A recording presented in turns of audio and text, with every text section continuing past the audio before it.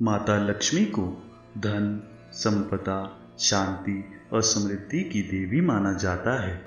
पर क्या हुआ ऐसा कि माँ लक्ष्मी को बनना पड़ा नौकरानी? पूरी कहानी जानने के लिए वीडियो को अंत तक ज़रूर देखें। बोलो जय लक्ष्मी माता की। आपका ईश्वरीय आस्था में स्वागत है। वीडियो देखने से पहले चैनल को सब्सक्राइब करें और दिए गए बेल आइकन को दबाना ना भूलें। एक बार भगवान विष्णु जी शेषनाग पर बैठे बैठे बोर हो गए और उन्होंने धरती पर घूमने का विचार मन में किया। वैसे भी कई साल बीत गए थे धरती पर आए। वे अपनी यात्रा की तैयारी में लग गए। स्वामी को तैयार होता देख माँ लक्ष्मी ने पूछा, आज सुबह सुबह कहाँ जाने की तैयारी हो रही है स्वामी? विष्णु जी ने कहा, हे लक्ष्मी, मैं धरती लोक पर घूमने जा रहा हूँ। तो कुछ सोचकर माँ लक्ष्मी ने कहा, हे देव, क्या मैं भी आपके साथ चल सकती हूँ? भगवान विष्णु ने 2 पल सोचकर फिर कहा, एक शर्त पर तुम मेरे साथ चल सकती हो। तुम धरती पर पहुंचकर उत्तर दिशा की ओर बिल्कुल मत देखना। इसके साथ ही माता लक्ष्मी ने हाँ करके अपनी बात मनवा ली और सुबह सुबह माँ लक्ष्मी और भगवान विष्णु धरती पर पहुंच गए। अभी सूर्य देवता निकल ही रहे थे। रात भर बरसात होकर ही हटी थी। चारों ओर हरियाली ही हरियाली थी। उस समय चारों ओर बहुत शांति थी और धरती बहुत ही सुंदर दिख रही थी। और माँ लक्ष्मी मंत्रमुग्ध होकर धरती को देख रही थी और भूल गई कि पति को क्या वचन देकर आई हैं, और चारों ओर देखती हुई कब उत्तर दिशा की ओर देखने लगी पता ही नहीं चला। उत्तर दिशा में माँ लक्ष्मी को एक बहुत ही सुंदर बगीचा नजर आया और उस तरफ से भीनी भीनी खुशबू भी आ रही थी और बहुत ही सुंदर सुंदर फूल खिले थे। यह एक फूलों का खेत था और माँ लक्ष्मी बिना सोचे समझे उस खेत में गई और एक सुंदर सा फूल तोड़ लाई। लेकिन यह क्या, जब माँ लक्ष्मी भगवान विष्णु के पास वापस आई तो भगवान विष्णु की आंखों में आंसू थे और भगवान विष्णु ने माँ लक्ष्मी को कहा कि कभी भी किसी से बिना पूछे उसका कुछ भी नहीं ले लेना चाहिए, और साथ ही अपना वचन भी याद दिलाया। माँ लक्ष्मी को अपनी भूल का पता चला तो उन्होंने भगवान विष्णु से इस भूल की माफ़ी मांगी। तो भगवान विष्णु ने कहा कि जो भूल तुमने की है उसकी सज़ा तो तुम्हें ज़रूर मिलेगी।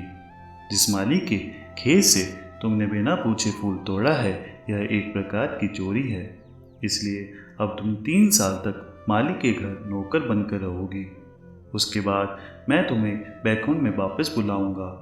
माँ लक्ष्मी ने चुपचाप सर झुकाकर हाँ कर दी और माँ लक्ष्मी एक गरीब औरत का रूप धारण करके उस खेत के मालिक के घर गई।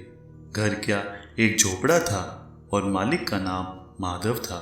माधव की बीवी, 2 बेटे और 3 बेटियां थीं।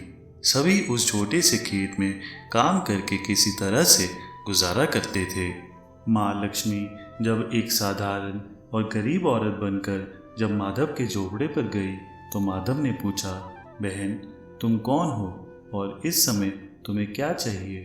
तब माँ लक्ष्मी ने कहा, मैं एक गरीब औरत हूँ। मेरी देखभाल करने वाला कोई नहीं है। मैंने कई दिनों से खाना भी नहीं खाया है। मुझे कोई भी काम दे दो, साथ में मैं तुम्हारे घर का काम भी कर दिया करूँगी। बस मुझे अपने घर में एक कोने में आसरा दे दो। माधव बहुत ही अच्छे दिल का मालिक था। उसे दया आ गई, लेकिन उसने कहा, बहन, मैं तो बहुत ही गरीब हूँ। मेरी कमाई से मेरे घर का खर्चा बड़ी मुश्किल से चलता है। लेकिन अगर मेरी 3 की जगह 4 बेटियां होती तो भी मैंने गुजारा करना था। अगर तुम मेरी बेटी बनकर जैसा रूखा सूखा हम खाते हैं उसमें खुश रह सकती हो तो बेटी बनकर अंदर आ जाओ। माधव ने माँ लक्ष्मी को अपने झोपड़े में शरण दे दी और माँ लक्ष्मी 3 साल उस माधव के घर पर नौकरानी बनकर रही। जिस दिन माँ लक्ष्मी माधव के घर आई थी उससे दूसरे दिन ही माधव को इतनी आमदनी हुई फूलों से कि शाम को एक गाय खरीद ली। फिर धीरे धीरे माधव ने काफ़ी ज़मीन खरीद ली और सब ने अच्छे अच्छे कपड़े भी बनवा लिए और फिर एक बड़ा पक्का घर भी बनवा लिया। बेटियों और बीवी ने गहने भी बनवा लिए और अब मकान भी बहुत बड़ा बनवा लिया था। माधव हमेशा सोचता था कि उसे यह सब इस महिला के आने के बाद मिला है। इस बेटी के रूप में किस्मत चमक गई है मेरी। और अब 3 साल बीत गए थे, लेकिन माँ लक्ष्मी अब भी घर में और खेत में काम करती थी। एक दिन माधव जब अपने खेतों से काम खत्म करके घर आया तो उसने अपने घर के सामने द्वार पर एक देवी स्वरूप गहनों से लदी एक औरत को देखा। ध्यान से देखकर पहचान गया, यह तो मेरी मुंह बोली चौथी बेटी यानी वह औरत है, और पहचान गया कि यह तो माँ लक्ष्मी है। अब तक माधव का पूरा परिवार बाहर आ गया था और सब हैरान होकर माँ लक्ष्मी को देख रहे थे। माधव बोला, हे माँ, हमें माफ़ कर दीजिए, हमने अनजाने में आपसे घर और खेत का काम करवाया। हे माँ, यह कैसा अपराध हो गया? माँ, हम सबको माफ़ कर दीजिए। माँ लक्ष्मी मुस्कुराई और बोली, हे माधव, तुम बहुत ही अच्छे और दयालु व्यक्ति हो। तुमने मुझे अपनी बेटी की तरह रखा, अपने परिवार के सदस्य की तरह रखा। इसके बदले में मैं तुम्हें वरदान देती हूँ कि तुम्हारे पास कभी भी खुशियों की और धन की कमी नहीं रहेगी। तुम्हें सारे सुख मिलेंगे जिसके तुम हकदार हो। ऐसा वरदान देकर माँ अपने स्वामी के द्वारा भेजे रथ में बैठकर बैकुंठ चली गई। तो दोस्तों, देखा आपने कैसे लक्ष्मी माता को बनना पड़ा था नौकरानी।